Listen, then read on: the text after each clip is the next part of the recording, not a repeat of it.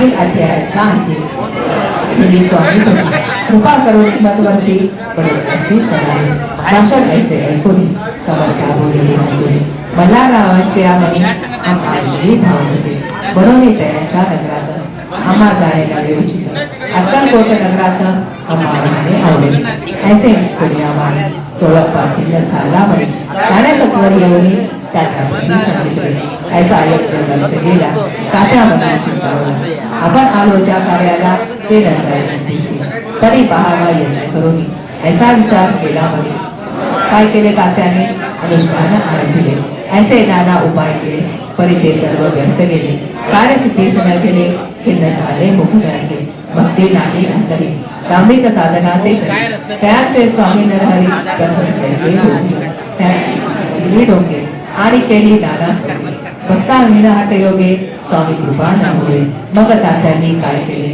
सप्ताहासी ब्राह्मण बसवले गुरुचरित्रे आरंभले वामयासी स्वामी कृपा परी त्याच्या कधी न गेले समर्थ तात्या झाला वागचित्त काही उपाय सुचेना मल्हारराव तुपाने पातळीच्या कार्याकारणे ते आपल्या हातून होणे अशक्य असे वाटले आता जाऊनी बडोद्यासी काय सांगावे राज्याचे आणि सकाळ जनांची तोड कैसे दाखवावे ऐसे उपाय करून न होता स्वामी प्रसन्न आता एक युक्ती योजना कार्य करून येते स्वामी ईश्वर मूर्ती हे नेणे तो मंदमती नियोजनी कपट युक्ती परी ते सिद्धी सगळ्याच्या असे कोणी एके दोषी साधोनी योग्य समयास मेळ्यात घालवणे स्वामींची तात्या साहेब निघाले कडपगावचा मार्ग धरला अधमार्गी वेणा आला अंतरसाक्षी समर्थाला योगित झाले मेळ्यातून उतरले मागुरी अक्कलकोटी आले ऐसा बहुत वेळा घडले हाही उपाय खुतरा केले स्वामींची आतुचे प्रती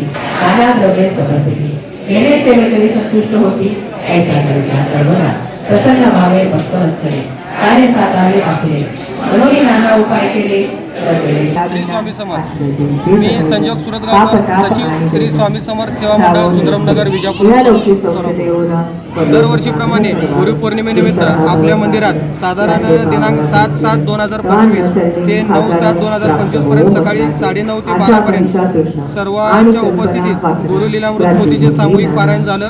त्यानंतर दुपारी विविध मान्यवरांच्या हस्ते 12 वाजता आरती, त्यानंतर संध्याकाळी कार्यक्रम झाला. त्यानंतर दिनांक बुधवार रोजी संध्याकाळी प्रमुख मान्यवरांच्या उपस्थितीत आरती पार पडली. त्याचप्रमाणे मुख्य आज दिनांक 10/7/2025 रोजी सकाळी श्री स्वामी समर्थ महाराजांच्या मूळ मूर्तीस मान्यवरांच्या उपस्थितीत गुरुरुद्र अभिषेक करण्यात आला. त्यानंतर सकाळी 9 ते साधारण 11:15 पर्यंत सामूहिक सारामृत पोथीचे वाचन करण्यात आले. त्यानंतर दुपारी 12 वाजता हबप सुधाकर इंगळे महाराज, दादा गायकवाड साहेब, राजकुमार चौवशी साहेब, दिवेकर सर, अमोलनाथ चव्हाण व धीरज वाघमोडे या मान्यवरांच्या उपस्थितीत महाआरतीचे आयोजन करण्यात आले. त्याचप्रमाणे दुपारी 12 ते साधारण 4:30 वाजेपर्यंत 7 ते 8 हजार लोकांना अन्नदान प्रसादाची सेवा मंदिरातर्फे करण्यात आली. त्यानंतर आज दिनांक 10 रोजी सायंकाळी 8 वाजता ॲडव्होकेट मिलिंद तोबडे साहेब, श्री संजय शहा, सीमा येलगुरवार, प्रशांत जोशी साहेब, ईश्वरचंद्र देशपांडे व सोलापूर जिल्ह्याचे डीजीपी श्री संतोषसिंह राजपूत साहेब या मान्यवरांच्या उपस्थितीत आरती संपन्न होणार आहे. तरी सर्व भाविकांना विनंती की त्यांनी स्वामी सेवेचा लाभ घ्यावा. श्री स्वामी समर्थ. जय जय स्वामी समर्थ. या कार्यक्रमाप्रसंगी आमच्या मंडळाचे अध्यक्ष श्री रमेश मेंढापूरकर साहेब, उपाध्यक्ष पंडितांना गायकवाड, सचिव संजय सुरतगावकर, सहसचिव भरत यादव साहेब, त्याचप्रमाणे खजिनदार रविकांत अत्याळीकर, त्याचप्रमाणे ट्रस्टी दिलीप राऊत साहेब, वनारोटे, श्रीशैल लिगाणे, नागेश अत्याळीकर व सर्व सभासद, सर्व भाविक यांच्या सहकार्यानं हा कार्यक्रम यशस्वीरित्या पार पडत आहे. मी पंडित गायकवाड ट्रस्टीचा उपाध्यक्ष आहे.